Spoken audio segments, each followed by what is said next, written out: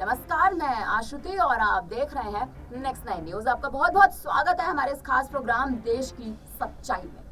बात करने जा रहे हैं आज मायावती के बारे में, मायावती के उस डूबते स्तर के बारे में, बहुजन समाज पार्टी की उस ढीली होती कमान के बारे में, जिस कमान जब से वो कमान ढीली होनी शुरू हुई है तब से ही उत्तर प्रदेश में मायावती ने कहीं ना कहीं अपना दबदबा खोना शुरू कर दिया है।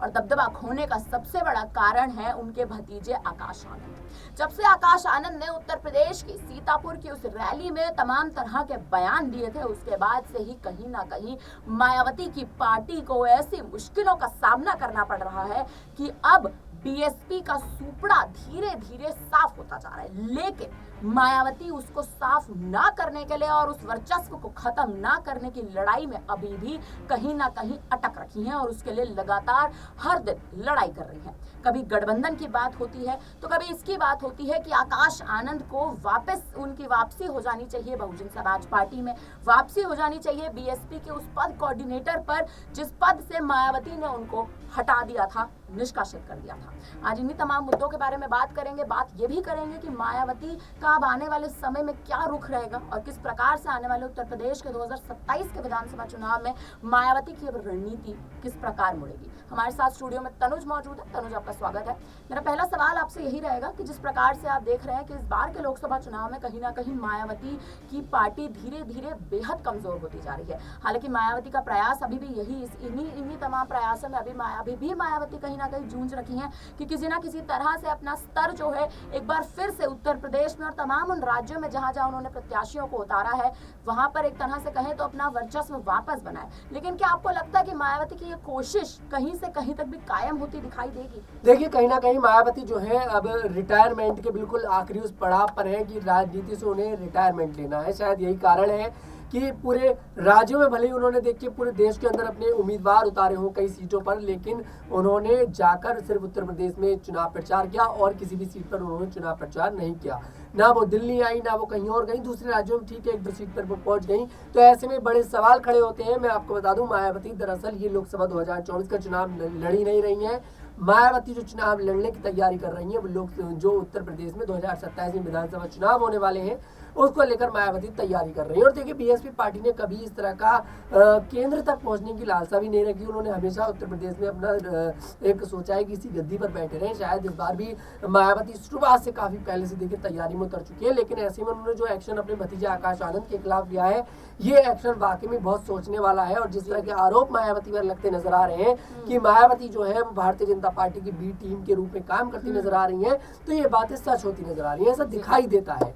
अब समझ में नहीं आ रहा कि आखिरकार मायावती करना क्या चाहती है, कि मायावती की राजनीति क्या है। कहीं ना कहीं मायावती विपक्ष का वोट काटने का काम करती नजर आ रही है, इस बात में कोई दो राय नहीं है। लेकिन अब देखते हैं कि उत्तर प्रदेश के जो विधानसभा चुनाव है उसमें क्या बड़ा खेल करती मायावती नजर आएंगी। देखिए, बिल्कुल उत्तर प्रदेश के विधानसभा चुनाव पे कहीं ना कहीं बीएसपी पार्टी का जो फोकस है अब वहां पर कहीं ना कहीं केंद्रित होता दिखाई दे रहा है। हालांकि तनुज, कयास अभी हाल ही के खबरों के अनुसार ये भी लगाए जा रहे थे कि मायावती दिल्ली में अरविंद केजरीवाल का समर्थन करती दिखाई दे सकती है। लेकिन देखिए, इन बातों में सिर्फ ये कयास है और अब समर्थन देना होता तो बहुत पहले वो दे चुकी होती है। अब तो देखिए कल दिल्ली में अंतिम समय है, कल दिल्ली में मतदान होने वाले हैं, जैसे कि छठा चरण है कल।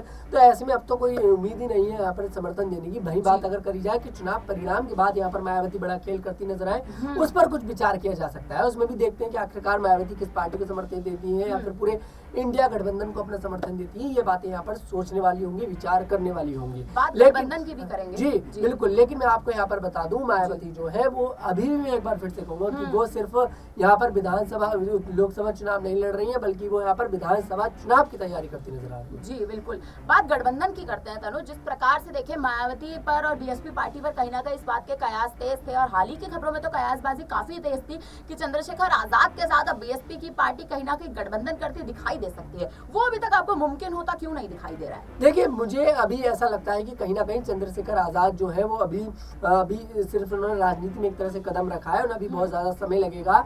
हालांकि अब देखते हैं कि आखिरकार ये लोग एक साथ आते हैं या फिर नहीं। लेकिन हाँ, ये बात कंफर्म है, आज नहीं तो कल, कल नहीं तो परसों, उसके बाद या फिर एक साथ जरूर नजर आएंगे। क्योंकि इन लोगों का विजन है कि विजन है सिर्फ दलितों के साथ जो यहाँ पर जो भी चीजें होती नजर आती है उस चीज से उनको न्याय दिलवाना है। हालांकि किसी तरह की, मैं आपको बता दूं, कोई वो पुराना जमाना नहीं रहा। यहाँ पर अगर देखा जाए तो अब सी के सभी पार्टियां ध्यान रखती हैं दलितों का, मुस्लिम्स का, सभी जातियों को, वर्गों का यहाँ पर ध्यान रखा जाता है। लेकिन वाकई में ये बात सच है कि बसपा पार्टी जो है स्पेशल तरीके से दलितों का ध्यान रखती नजर आती है, क्योंकि वो पार्टी ही जो बनी है वो दलितों के बलबूते बनी है। अब ऐसे में उनको ध्यान रखना पड़ेगा। वही चंद्रशेखर आजाद जो है वो भी दलितों को अपने आप का मसीहा बताते हैं, तो ऐसे में वोट करते नजर आते हैं मायावती के।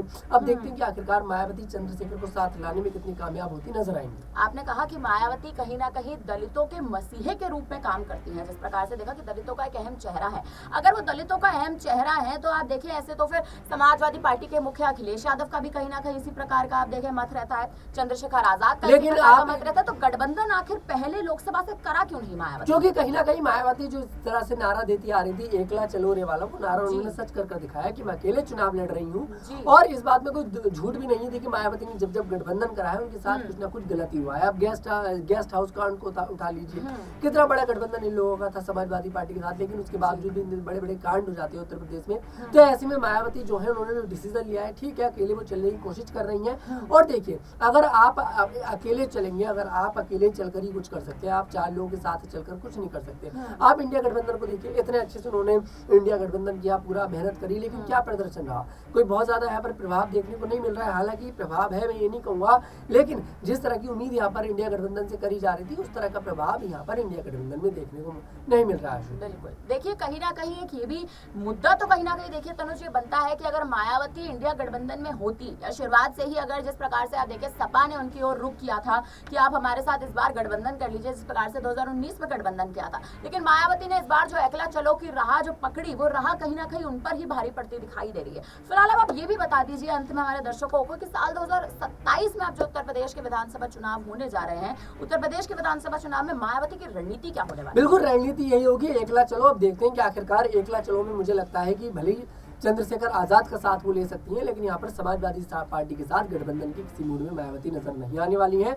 और अकेली भी नहीं, अगर कोई बहुत बड़ी रणनीति भी नहीं होती है तो ये काम तो बात तो कंफर्म है कि मायावती 2027 में उत्तर प्रदेश में सभी सीटों पर अपने कैंडिडेट उतारती नजर आएंगी। भले ही वो जीत कितनी ज्यादा सीटों पर ना करें, लेकिन वो यहाँ पर वोट काटने का काम करती नजर आएंगी विपक्ष में। देखिए बिल्कुल जिस प्रकार से मायावती ने इस बार के लोकसभा चुनाव में वोट काटने की जो प्रक्रिया एक जो अपनाई है, और जिस प्रकार से देखिए कि मायावती की पार्टी का धीरे धीरे स्तर जो है वो कहीं ना कहीं गिरता जा रहा है, लेकिन तब भी मायावती उस लड़ाई में पीछे हटने को, अपने हथियार छोड़ने को तैयार नहीं है। फिलहाल अब देखना यही होगा कि साल 2027 के उत्तर प्रदेश के विधानसभा चुनाव में आखिर मायावती की रणनीति किस प्रकार से बदलेगी। क्या मायावती गठबंधन करेंगी या फिर इस लोकसभा चुनाव के बाद एक बार फिर से हमें बीएसपी पार्टी का गठजोड़ किसी ना किसी और अन्य पार्टी के साथ देखने को जरूर मिलेगा। फिलहाल अब इस पर आप क्या कहेंगे, हमें कमेंट करके अपनी राय जरूर दीजिएगा। फिलहाल के लिए हम दोनों को दीजिए इजाजत।